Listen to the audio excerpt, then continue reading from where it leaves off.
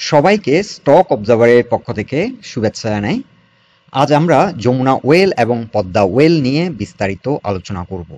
Broadly speaking, মার্কেটে 5 ক্যাটাগরির stock আছে: fast growers, slow growers, cyclical, asset place এবং টার্ন অ্যারাউন্ড। যমুনা ওয়েল এবং পদ্মা ওয়েল দীর্ঘদিন ধরে স্লো গ্রোয়ার কোম্পানি হিসেবেই ছিল, কিন্তু রিসেন্ট ডেজগুলোতে এই দুটো কোম্পানি ফাস্ট গ্রো করছে।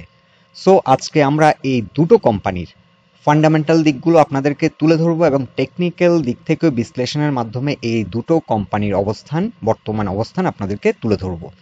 সো বন্ধুরা, আলোচনাটি শেষ পর্যন্ত শুনতে থাকুন। আর আলোচনাটির শুরুতে আমি রিকোয়েস্ট করব, ডিসক্লেইমার অংশটি আপনারা ভালো করে পড়ে নেবেন।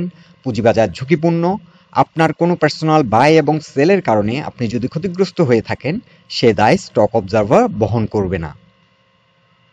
শুরুতেই আমরা যমুনা ওয়েল কোম্পানি লিমিটেড, এই স্টকটির যদি পি রেশিও দেখি, এটি 10.58 ছিল। আর্নিং পার শেয়ার আমরা দেখতে পাচ্ছি 16.87 ছিল। এটি কিন্তু ব্যাকডেটেড ইনফরমেশন, আমরা এখনকার অবস্থানটাও আপনাদেরকে অ্যাজ ওয়েল অ্যাজ দেখাবো। আর ডিভিডেন্ড ইল্ড আমরা দেখতে পাচ্ছি 6.72। এখন আমরা যদি কারেন্ট ইপিএস দেখি, হাফ ইয়ারলি আপনারা ইপিএস দেখতে পাচ্ছেন যে 15.27 এবং পি রেশিও আমরা দেখতে পাচ্ছি, কারেন্ট পি রেশিও 5.48। সো আগের ইয়ারের সাথে যদি কম্পেয়ার করি, এখন ইপিএস অলমোস্ট ডাবল আমরা বলতে পারি। আগে হোল ইয়ার ইপিএস ছিল 16.87, কিন্তু এখন আমরা হাফ ইয়ারলি ইপিএস দেখছি 15+। এখন আমরা যদি লাস্ট 4 বছরের তাদের রেভিনিউ দেখি, 2018 থেকে 2021 পর্যন্ত ডাটা অ্যাভেলেবেল। এখানে আমরা দেখতে পাচ্ছি এই কোম্পানিটি দীর্ঘদিন ধরে গ্রোথ ছিল না এবং স্লো হয়ে গেছে এবং তাদের কিন্তু রেভিনিউ কমেও গেছিল, কিন্তু রিসেন্টলি 2022তে তারা কিন্তু ট্রিমেন্ডাস পারফরমেন্স করেছে এবং সেটা রিফ্লেকশন কিন্তু আমরা আর্নিংয়ে বর্তমানে দেখতে পাচ্ছি। আগে তাদের আর্নিং ছিল 2018-এ প্রায় 25 টাকা প্লাস ছিল এবং এটি ধীরে ধীরে কিন্তু কমতে থাকে। 18.24 আমরা লাস্ট যে 2021-এ দেখতে পাচ্ছি। সো এই স্টকটি কিন্তু, এই কোম্পানিটি গ্রো করছিল না, আর্নিং কিছুটা কমে যাচ্ছিল, কিন্তু রিসেন্টলি এই কোম্পানিটি আগের মতো আবার পারফরমেন্স করছে এবং তাদের আর্নিংয়ে সেটা রিফ্লেকশন আমরা দেখতে পাচ্ছি। সো এই কোম্পানিটি এখন এক কথায় ফাস্ট গ্রো করছে এবং সেটা তাদের আর্নিংয়ে তার রিফ্লেকশন আমরা অলরেডি পেয়ে গেছি। এখন আমরা যমুনা ওয়েল কোম্পানি লিমিটেড এই স্টকটির উইকলি চার্ট নিয়েছি এবং উইকলি চার্টে আমরা দেখতে পাচ্ছি দীর্ঘদিন ধরে এই স্টকটি কয়েক মাস ধরে একটা কনসলিডেশন ফেজ পার করে একটি ব্রেকআউট করেছে এবং এখানে আমরা দেখতে পাচ্ছি ব্রেকআউট করেছে উইথ ভলিউম, গুড ভলিউম নিয়ে ব্রেকআউট করেছে। এখন কোম্পানিটির এখন বর্তমান যে টার্গেট, সেটি ফার্স্ট টার্গেট হবে 185, দেন সেকেন্ড টার্গেট হবে তার যে প্রিভিয়াস হাই 194 থেকে 199 পর্যন্ত হিট করার পসিবিলিটি আছে।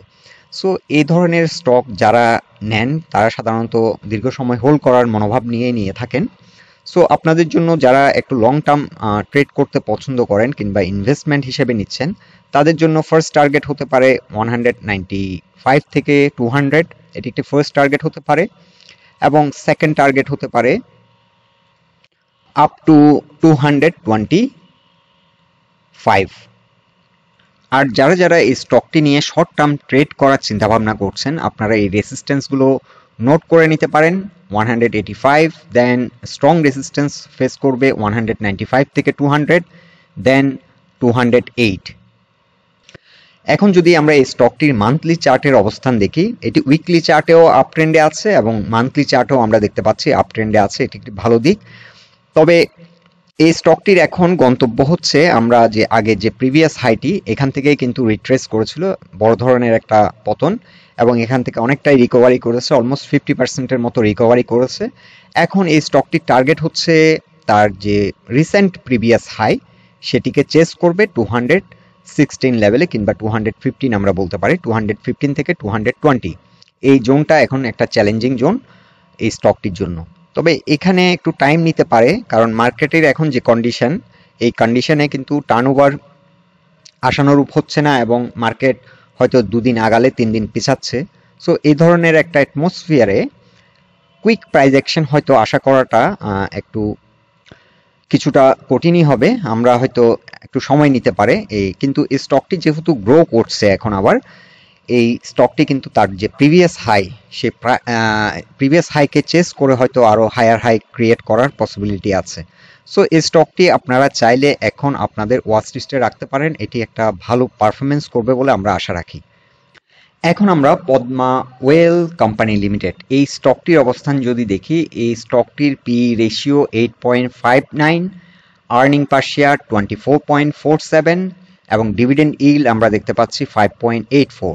এবং আমরা যদি লাস্ট 4 বছরে তাদের রেভিনিউ দেখি, রেভিনিউতে কিন্তু গ্রোথ নেই, বরঞ্চ রেভিনিউ কমেছে তাদের লাস্ট 4 বছর ধরে।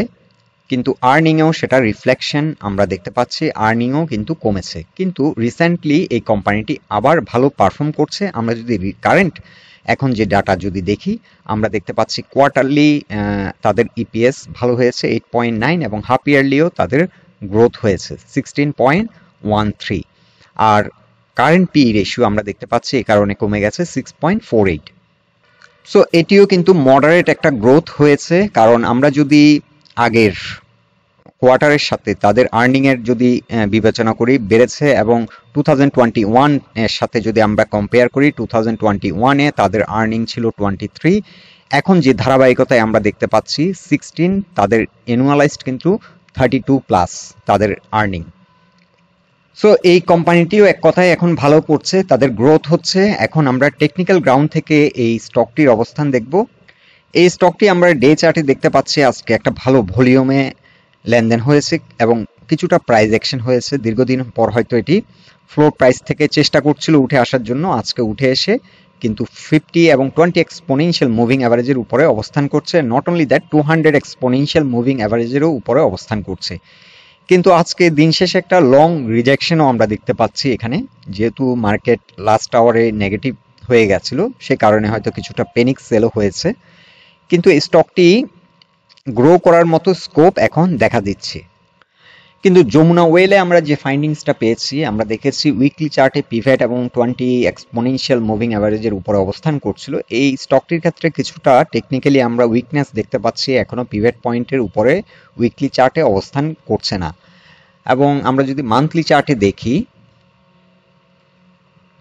মান্থলি চার্টও আমরা দেখতে পাচ্ছি এটি 20 এবং 50 এক্সপোনেনশিয়াল মুভিং অ্যাভারেজের উপরে সাপোর্ট পেলেও এটা ফ্লোর প্রাইসের কারণে পেয়েছে, কিন্তু স্টকটি এখনো কিছুটা উইকনেস আছে, এখনো এই কারণেই প্রাইস অ্যাকশন এখনো কুইকলি আমরা দেখতে পাচ্ছি না। তবে গ্র্যাজুয়ালি এই স্টকটি যদি তার এই যে আর্নিং এর ধারাবাহিকতা, আমরা যে লাস্ট 2 কোয়ার্টার্সে হাফ ইয়ারলি যে আর্নিং দেখলাম, সেই ধারাবাহিকতা যদি ধরে রাখে এই স্টকটি কিন্তু অনেক ভালো হবে। আর আমরা এখানে একটি প্যাটার্ন আইডেন্টিফাই করেছি, এখানে একটা সিমেট্রিক্যাল ট্রায়াঙ্গেল প্যাটার্ন ফর্ম করছে এবং এই প্যাটার্নটি যদি ব্রেকআউট করতে পারে, অর্থাৎ পিভটের উপরে যদি অবস্থান করে, যারা ট্রেড করতে চান তাদের জন্য ট্রেডিং অপরচুনিটি হতে পারে। আর যারা ইনভেস্টিং করতে চান এই স্টকটিতে, এটি ভালো ডিভিডেন্ড দেয় এবং ভালো আর্নিং আছে। এখন বর্তমান যে প্রাইস পয়েন্ট, সেটাতে ইনভেস্টমেন্ট করার জন্য সুইটেবল। তবে আপনারা ইনভেস্টমেন্ট করার আগে আপনারা আরও এই কোম্পানি গুলোর ব্যাপারে আরও ভালোভাবে জেনে নেবেন, কারণ বর্তমান কি প্রেক্ষাপটে তাদের হাফ ইয়ারলি ইনকামটা অনেক বেড়ে গেছে, কোন কনটেক্সটে, সেটা জানাটাও জরুরি। সো যারা যারা ফার্দার এই স্টকগুলোতে ইন্টারেস্টেড, আপনারা আরও ভালো রিসার্চ করবেন এবং আপনাদের কাছে যদি আরও ভালো কোনো ইনফরমেশন থাকে আমাদেরকে কমেন্ট বক্সে জানাবেন, তাহলে আমরা আপনাদেরকে পরবর্তীতে ভালো আরও একটি প্রেজেন্টেশন রাখতে পারবো। সো আর্নিং এবং বর্তমান যে প্রাইস পয়েন্ট, সেই বিবেচনায় মোটামুটি ভালোই পজিশনে আছে এন্ট্রি দেওয়ার জন্য। আর যারা ট্রেডিং করতে চান, এটি অবশ্যই এটি ব্রেকআউটের পর এই যে 215 এর উপর যদি ভালোভাবে দাঁড়াতে পারে, তাহলে এন্ট্রি দিলে হয়তো একটা ট্রেডিং অপরচুনিটি পাবেন। সেক্ষেত্রে ফার্স্ট টার্গেট হতে পারে 237 এবং সেকেন্ড টার্গেট হতে পারে 254। আর এই স্টকটি এখন ফ্লোর প্রাইসে সাপোর্ট পাচ্ছে। সো এখন ফার্স্ট সাপোর্ট হচ্ছে ফ্লোর প্রাইস। ফ্লোর প্রাইস তুলে দিলে এটা এই লাইন বরাবর, আমরা যে লাইনটি ড্র করেছি, এই লাইন বরাবর এসে একটা সাপোর্ট নেবে এই ট্রেন লাইন বরাবর। আর এটি কোনো কারণে ব্রেকডাউন করলে S1 এ এসে পরবর্তীতে সাপোর্ট পাবে 200 লেভেলে। সো 200 আপাতত আমরা বলতে পারি মোটামুটি একটা স্ট্রং সাপোর্ট পয়েন্ট। আর এই স্টকটির ক্ষেত্রেও তার প্রিভিয়াস হাই আমরা দেখতে পাচ্ছি এখানে যে রিসেন্ট প্রিভিয়াস হাই সেটি হচ্ছে 351। সো এই স্টকটি যদি এখন তার স্লিপি মুড থেকে যদি জেগে উঠে এবং এখানে যদি প্রাইস অ্যাকশন শুরু করে, এটার কিন্তু টার্গেট হবে 351। বাট এখনো আমরা ভলিউমের উইকনেস দেখতে পাচ্ছি। সো যারা ট্রেড করতে চান, এখানে অবশ্যই ভলিউম বৃদ্ধি পেতে হবে এবং ভলিউমের সাথে প্রাইস অ্যাকশন হতে হবে। তখন আপনারা এন্ট্রি দিলে কুইক হয়তো একটা ট্রেডিং অপরচুনিটি পেয়ে যাবেন, কুইক গেইন করতে পারবেন। বাট যারা ইনভেস্টর, তাদের জন্য এন্ট্রির জন্য ভালো পজিশনে আছে, আর এটির যদি ফ্লোর প্রাইস তুলে দেয় আরও কিছুটা কমে নেওয়া যায়, দ্যাট ইজ গুড। এখানে 200 থেকে 190 এই জোনটা অনেক ভালো একটা এন্ট্রি পয়েন্ট হতে পারে আপনাদের জন্য। এনিওয়ে, এখানে কিন্তু আমরা কোনো ফিনান্সিয়াল অ্যাডভাইস দিচ্ছি না, এনকারেজও করছি না, ডিসকারেজও করছি না। Final call is years. আপনারা এন্ট্রি নেবেন কি নেবেন না সেটা আপনাদের উপর নির্ভর করছে। সো বন্ধুরা, এটাই ছিল আমাদের ফাইন্ডিংস এই দুটো স্টক নিয়ে। আপনারা আপনাদের গুরুত্বপূর্ণ মতামতগুলো আমাদেরকে কমেন্ট বক্সে জানাবেন এবং আপনাদের কাছে যদি আরও বেশি কোনো ইনফরমেশন থাকে আমাদের সাথে শেয়ার করলে আমরা উপকৃত হব। আলোচনাটি যদি আপনাদের ভালো লেগে থাকে অবশ্যই পোস্টটিকে লাইক দিন, বন্ধু বান্ধবের সাথে শেয়ার করুন। সবাই সুস্থ থাকুন, ভালো থাকুন। আজকের মতোই এখানে বিদায় নিলাম।